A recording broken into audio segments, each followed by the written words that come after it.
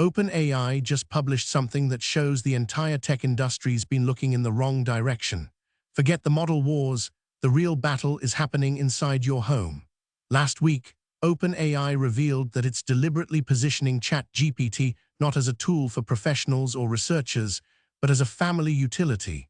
Think of it like how Google became the default search engine in every household, but for AI reasoning and creativity. OpenAI isn't racing to build the smartest model anymore. It's racing to become as natural and essential to family life as email or texting. Why does that matter? Because whoever owns the family AI integration owns the next decade of how humans learn, work, and make decisions. Your kids' homework help, your spouse's creative writing, the family budget discussions, the late-night questions when Google doesn't cut it. OpenAI's betting that if ChatGPT becomes the default answer machine in millions of homes, the competitive advantage of raw model intelligence becomes irrelevant. Meanwhile, Google and Anthropic and Meta are all building smarter models. OpenAI's building the family version. It's a completely different game, and nobody's really talking about it. Here's what's actually happening. OpenAI didn't start out thinking about families. When ChatGPT launched in November 2022, it was meant to be a curiosity, a proof that large language models could talk like humans. Within months, it had crossed 100 million users. Teachers panicked about students using it for essays. Professionals started building their entire workflows around it. But here's what OpenAI's leadership noticed. ChatGPT wasn't just popular with tech workers and researchers. It was popular with teenagers who'd never heard of the transformer architecture or what a neural network was. Kids were using it for creative writing. Parents were asking it for cooking advice. Grandparents were using it to understand the news better. The free tier was the Trojan horse. By making ChatGPT free, OpenAI didn't just democratize access, it made ChatGPT the default for anyone curious about anything.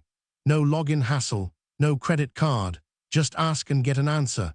That's when OpenAI's strategy shifted. They realized whoever gets into families early owns the relationship for life.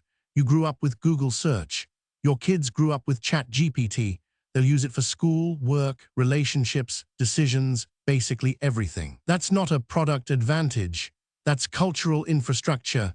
That's the move nobody really saw coming. So what does it mean for ChatGPT to become a family tool? It's not just we added a kids mode, it's a complete rethinking of how AI fits into households. OpenAI's now building shared family accounts. One subscription, multiple family members, each with their own conversation history and privacy settings. Parents can set usage boundaries, time limits, content filters, monitoring dashboards, so you can use ChatGPT with your family without worrying it'll expose your kids to stuff they're not ready for. They're also tuning the voice and personality of ChatGPT to be more suitable for younger users.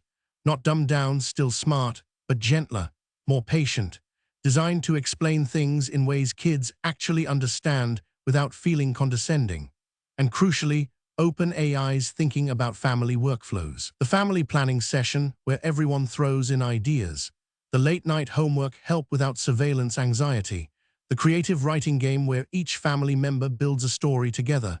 ChatGPT becomes the patient co-creator, not the authority figure. The design is deliberate. It's not ChatGPT for kids like a spin-off product. It's ChatGPT as a family member, something every age can use. From curiosity to creativity to actual problem solving. This is how Google became household infrastructure. Do it early enough, do it right, and it becomes invisible, just the thing everyone uses. Let's get concrete. Your teenagers stuck on a history essay. Instead of bugging you for help, they ask ChatGPT for an outline, some key themes to explore a writing structure. ChatGPT doesn't write the essay for them, that defeats the point, but it's a thinking partner. It's like having a patient tutor available at midnight. Your spouse wants to learn Python to build a side project. ChatGPT walks through concepts step by step, writes example code. Answers wait, why does that work? Questions without any judgment. They're learning faster than watching tutorials because it adapts to how their brain works. Your 8-year-old wants to write a fantasy story. ChatGPT helps brainstorm characters, plot problems, exciting dialogue. The kid's doing the creative thinking, ChatGPT is the co-author that never gets tired or impatient. Your family's planning a vacation. ChatGPT becomes the group research assistant, comparing flights, suggesting itineraries, handling the wait, what about this? Questions that kill planning momentum. These aren't wild sci-fi scenarios. They're happening now. The families who have used ChatGPT this way report that it genuinely changes how they approach learning, creativity, and problem-solving together. It's not replacing human thinking. It's removing the friction that makes human thinking harder. That's why OpenAI's betting this integration sticks. Now here's where the picture gets interesting. Google has Google Gemini, Anthropic has Claude, Meta has Llama, Microsoft has Copilot. They're all powerful models. They're all getting smarter. But almost none of them have made the family integration bet that OpenAI is making.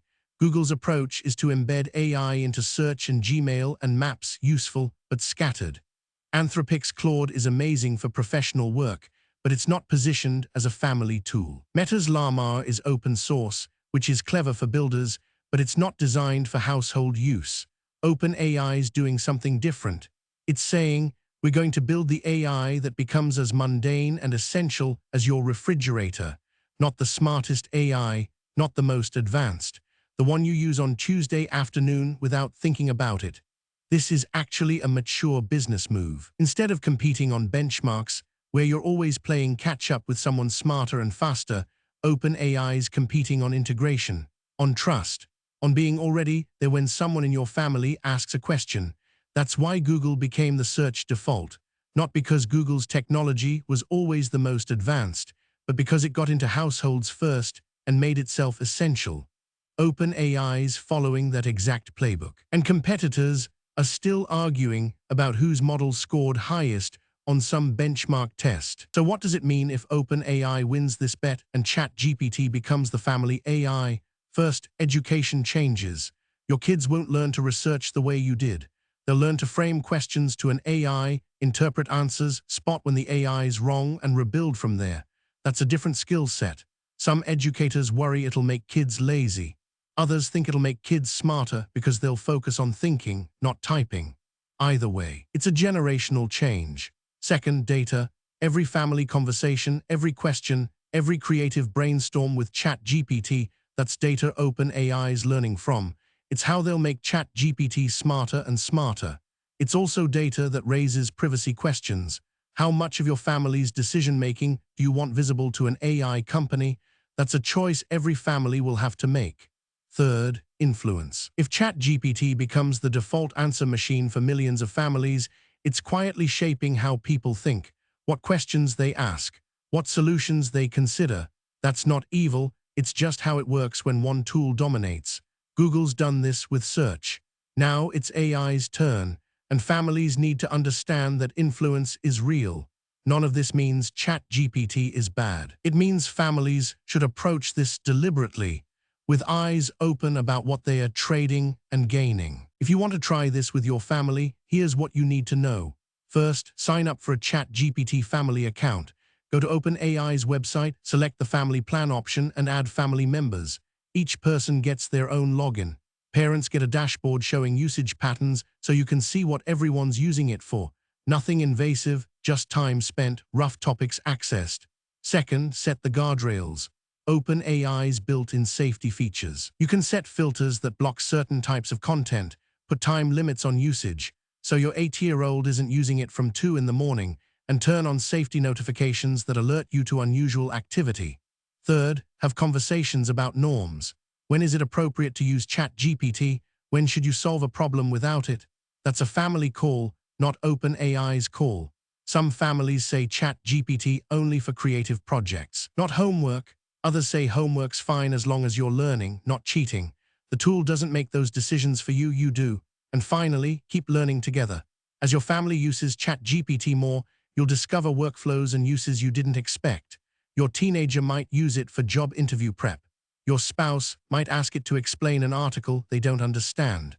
The tool's flexible enough to grow into whatever your family needs. The first few weeks are just the beginning. Here's what we know for sure. The AI model wars are real and they matter, but they're not the game OpenAI's playing anymore. OpenAI's playing for integration, for habit, for For the moment when someone in your family asks a question and ChatGPT's just the default answer, that's a different competition. It's less about raw intelligence and more about trust, presence, and being woven into daily life. It's how Google won search. It's how Facebook won social connection. And now it's how OpenAI's betting it'll win AI. Will it work? That depends on execution, on whether family accounts actually feel safe, whether the product stays useful, whether OpenAI can resist the temptation to over-monetize. But the strategic thinking is sound, and it's worth paying attention to, because if OpenAI nails this, it won't be because ChatGPT got smarter. It'll be because it became essential. Watch for family account adoption over the next few months. Watch for new features that make family workflows easier. And watch how other AI companies respond, because if OpenAI is onto something real, they'll all scramble to copy it. The next decade of AI won't be won by the model with the highest benchmark score. It'll be won by the AI that your family can't imagine living without. OpenAI's betting everything that it's already built it. And for once, that might not be a bad bet. Follow for daily AI news.